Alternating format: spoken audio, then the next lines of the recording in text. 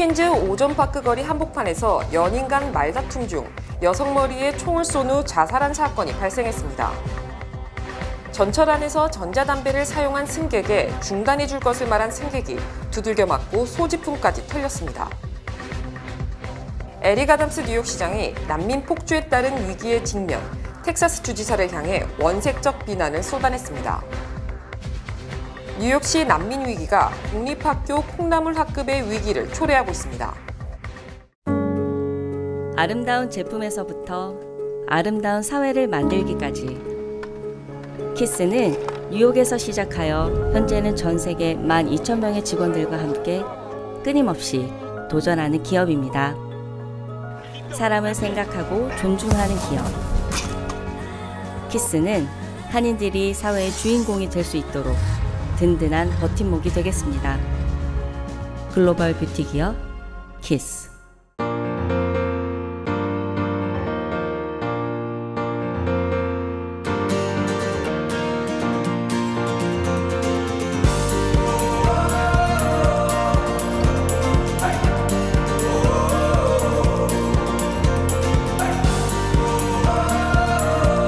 (20년의) 든든한 믿음으로 더 큰 가능성을 만듭니다. Discover your possibilities. PCB Bank. 성장의 20년, 믿음의 20년, 감사의 20년, 창립 20주년을 맞아 더 힘차게 나아가는 PCB뱅크 제공입니다. 시청자 여러분 안녕하십니까? 9월 8일 금요일 TKC 뉴스데스크 첫 소식입니다. 7일 오후 퀸즈 오존파크 거리 한복판에서 연인 간 말다툼 중 여성 머리에 총을 쏜 후 자살한 사건이 발생했습니다. 이날 오후 5시 40분경 퀸즈 오존파크 드류 스트리트과 101 애비뉴 대로변에서 46세 남성과 그의 여자친구인 42세 여성이 머리에 총을 맞은 채 현장에서 사망했습니다. 목격자들에 의하면 사건 직전 그들은 1시간가량 길거리에서 큰 소리로 다퉜으며 그러던 중 남성이 권총을 꺼내 여성의 머리를 쏴 살해했습니다. 살해 직후 남성은 자신의 머리에도 총구를 겨누어 자살한 것으로 알려졌습니다. 경찰이 도착했을 당시 두 시신은 얼굴이 위를 향한 채 길거리에 방치됐고 현장엔 많은 양의 피가 흘려져 있었습니다. 경찰은 현장에서 총기를 회수했고 사건의 정확한 경위를 조사 중입니다. 퀸즈 전철 안에서 전자담배를 사용한 승객에 중단해 줄 것을 말한 승객이 두들겨 맞고 소지품까지 털렸습니다. 뉴욕시경에 따르면 지난 5일 36세 피해자는 오후 4시경 퀸즈 아스토리아 36가 R전철을 탑승한 가운데 20대 남성이 옆에서 전자담배를 사용하기 시작했습니다. 피해자는 이 남성에게 전자담배 사용을 중단하라고 했다가 용의자와 말다툼으로 번졌습니다. 그러다가 전자담배 사용자가 피해자 얼굴을 가격했고 피해자가 전철에서 내리자 용의자는 따라 내려서 폭행을 계속했습니다.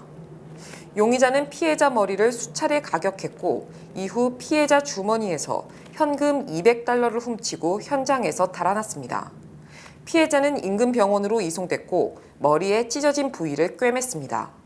뉴욕시경은 8일 용의자 얼굴을 공개하고 시민들의 제보를 부탁했습니다. 에릭 아담스 뉴욕시장이 난민 폭주에 따른 위기에 직면, 텍사스주 지사를 향해 원색적 비난을 쏟아냈습니다. 아담스 뉴욕시장은 지난 6일 밤 맨해튼에서 열린 타운홀 미팅에서 이민자들을 버스에 태워 뉴욕으로 보내겠다는 텍사스의 미치광이 때문에 문제가 시작됐다고 비판했습니다. 텍사스의 미치광이란 그레그 애빗 텍사스 주지사를 말하는 것으로 난민 위기를 초래한 애빗 주지사에게 극도의 분노를 표시한 것입니다. 애벗 주지사는 지난 4월부터 남부 국경을 넘어 텍사스로 들어온 난민들을 버스에 태워 뉴욕과 시카고, 워싱턴 DC 등 이른바 이민자 보호도시를 선언한 지역으로 실어 날랐습니다. 특히 텍사스주의 이 같은 조치가 알려지면서 남부 국경을 접한 다른 주들도 비슷한 조치를 취하면서 난민 위기가 전국적으로 확대된 것입니다. 아담스 뉴욕시장은 망명 신청자들이 매달 수천 명씩 뉴욕으로 몰려들지만 백악관은 아무런 지원을 하지 않고 있다며 바이든 대통령에게도 강한 불만을 표시했습니다. 통상 미국 정치인들은 선거 전해에 발생한 이슈들은 즉각 해결하지 않고 선거 때 나를 지지해 준다면 해결하겠다며 이슈들을 볼모로 삼는 경우가 매우 많습니다.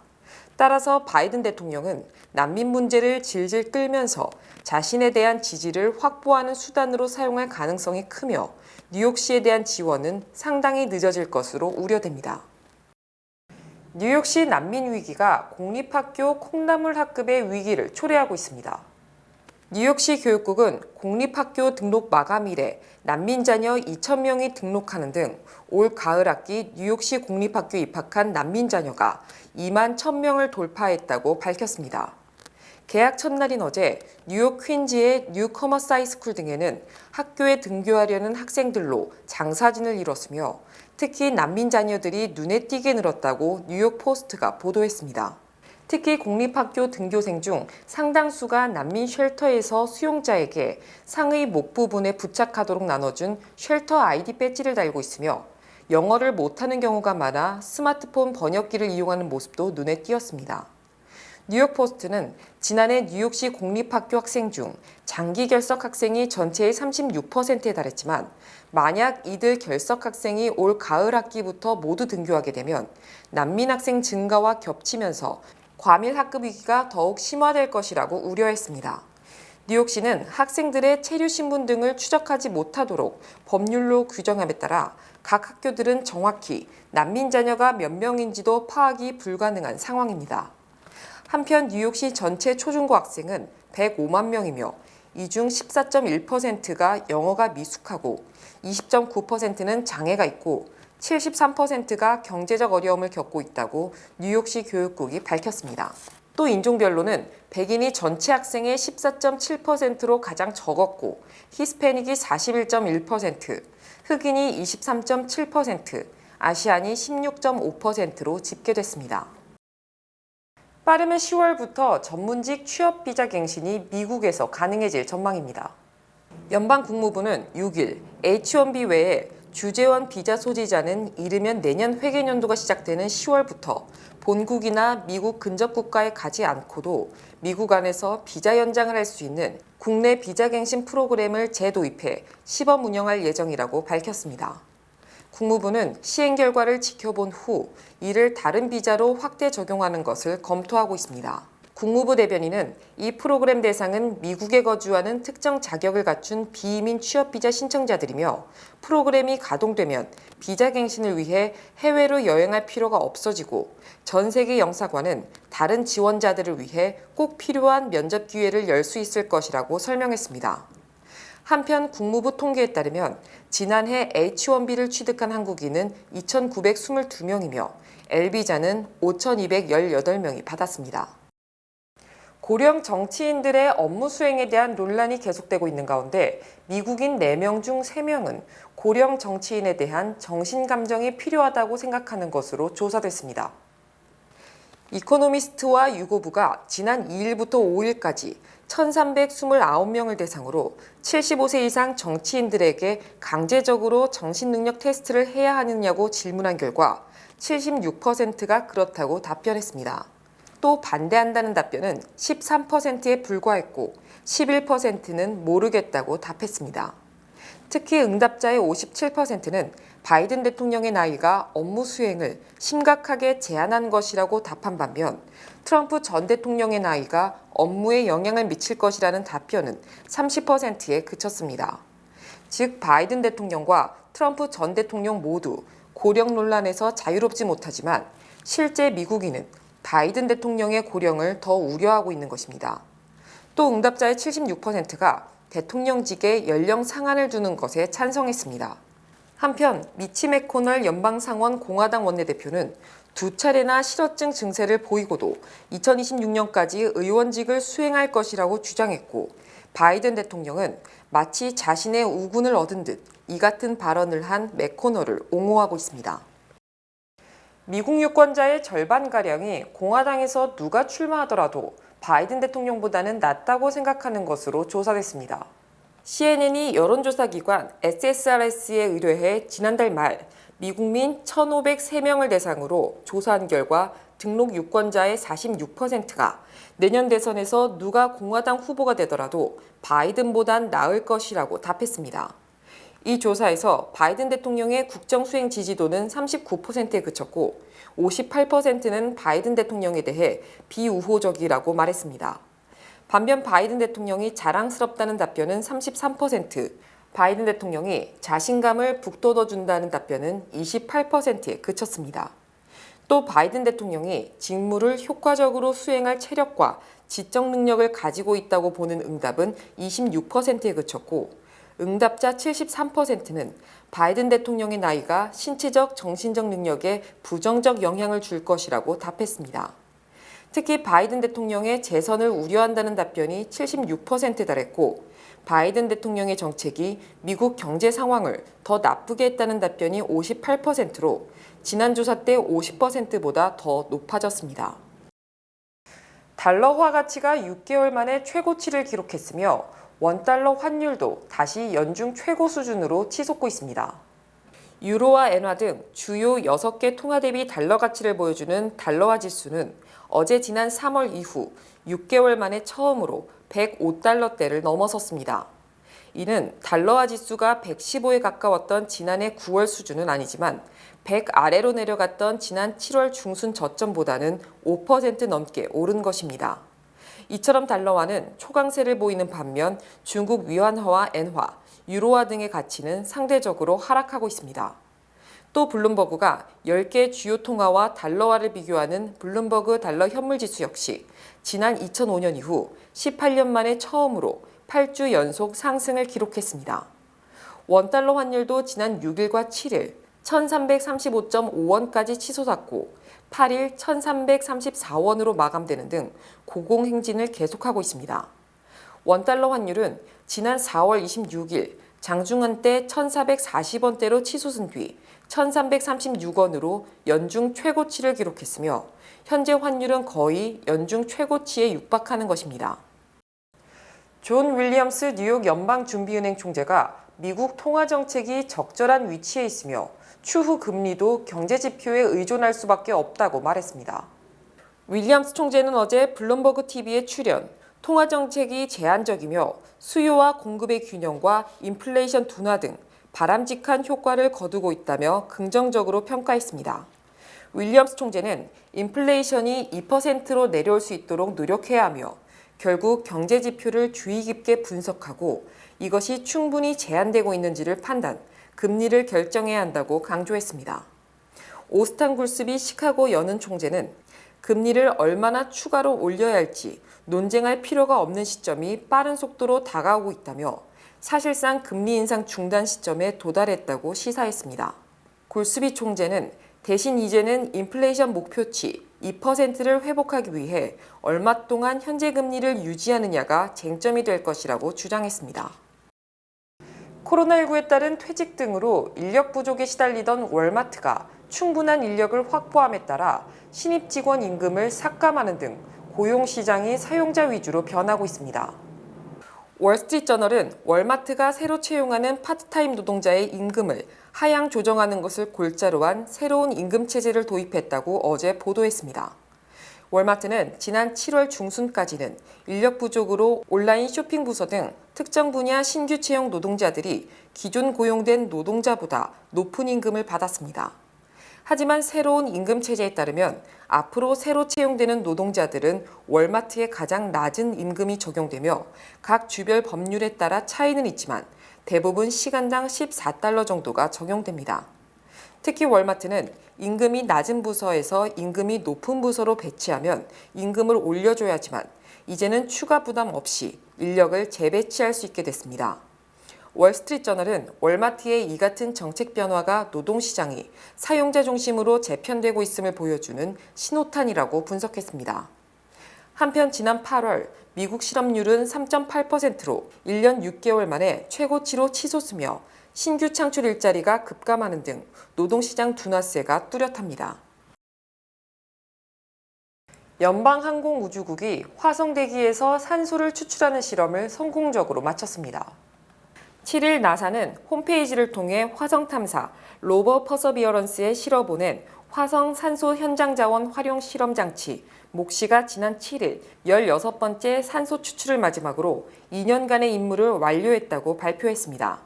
목시는 화성 대기의 96%를 차지하는 이산화탄소 분자를 전기 분해해 산소를 추출하고 그 순도와 양을 분석하는 장치입니다. 퍼서비어런스가 2021년 화성에 착륙한 이후 2년간 목시가 만들어낸 산소는 모두 122g입니다. 소형견이 10시간 동안 호흡할 수 있는 분량입니다. 마지막 실험에선 9.8g의 산소가 추출됐고 가장 효율이 높을 땐 1시간에 산소 12g이 순도 98% 이상으로 만들어졌습니다. 당초 나사 목표치의 2배에 이르는 효율입니다. 이번 임무를 통해 화성 탐사 우주 비행사들에게 꼭 필요한 산소를 현장에서 생산하는 것이 실행 가능한 기술이란 점이 입증됐다는 평가가 나왔습니다. 9일 오후 8시에 본 방송에서 특선 영화 내일의 기억이 방송됩니다. 영화 내일의 기억은 기억을 잃고 미래가 보이기 시작한 수진이 혼란스러운 기억의 퍼즐을 맞춰갈수록 남편 지훈의 충격적 실체를 마주하게 되는 미스터리 스릴러입니다. 내일의 기억은 행복, 덕혜옹주 각본, 말할 수 없는 비밀을 제작한 서유민 감독의 미스터리 스릴러 작품으로 피렌체 한국영화제 관객상을 수상했으며 개봉 전 예매율 1위와 더불어 박스오피스 1위를 차지하며 흥행을 하기도 했습니다. 보는 이들에게 감정의 카타르시스를 선사하는 영화로 시청자들의 많은 시청 바랍니다. 당신 누구야? 뱅크 오브 호프가 뉴욕, 뉴저지 진출 25주년 기념 개인 체킹 계좌 프로모션을 진행합니다.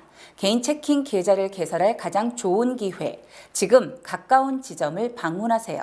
본 프로그램은 희망을 설계하는 전문가들의 은행 뱅크 오브 호프 후원입니다. 주요 단신 전해드립니다.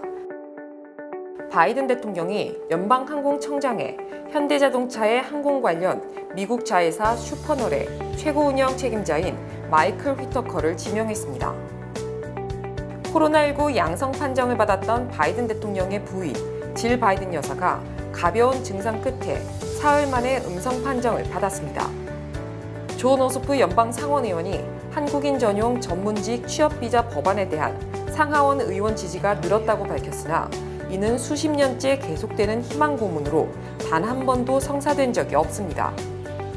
연방재무부가 영국 외무부와 공동으로 러시아의 사이버 범죄단 트럭봇의 구성원 11명을 경제제재 대상으로 추가 지정했습니다. 지난 2분기 세계 스마트폰 매출을 분석한 결과 삼성전자가 1위를 차지한 반면 영업이익은 애플이 삼성전자보다 7배에 달했습니다. 내년부터 미국과 캐나다 등 북미 지역 2천여 곳의 힐튼 호텔에 최대 2만 개의 모든 전기차가 충전 가능한 유니버셜 충전기가 설치됩니다. 고뱅킹 레이트 조사 결과 미국인 36%가 집에 $100의 현금도 없는 것을 비롯 67%가 집에 $500의 현금도 갖고 있지 않은 등 집에 현금을 보관하는 사람이 거의 없는 것으로 나타났습니다. 83세 원로 배우 알파치노의 아들을 낳은 29세 여자친구가 아들의 단독 양육권을 요구하는 소송을 제기한 것으로 확인됐습니다. 날씨 전해드립니다. 토요일인 내일은 대체로 흐린 가운데 오후에는 곳에 따라 비가 오는 곳이 있겠습니다. 낮 최고 기온은 84도, 최저 기온은 73도입니다. 해 뜨는 시간은 6시 30분, 해 지는 시간은 7시 15분입니다. 이상으로 주간 날씨와 세계 날씨 전해드립니다.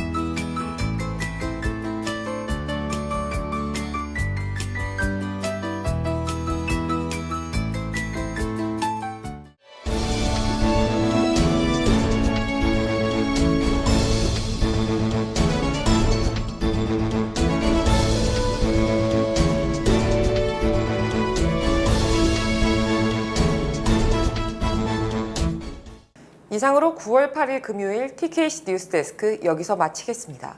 시청해주신 여러분 고맙습니다.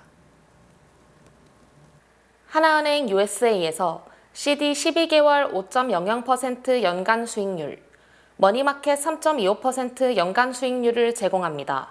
계좌 개설 최소 금액은 CD 500불, 머니마켓 2,500불입니다. 멤버 FDIC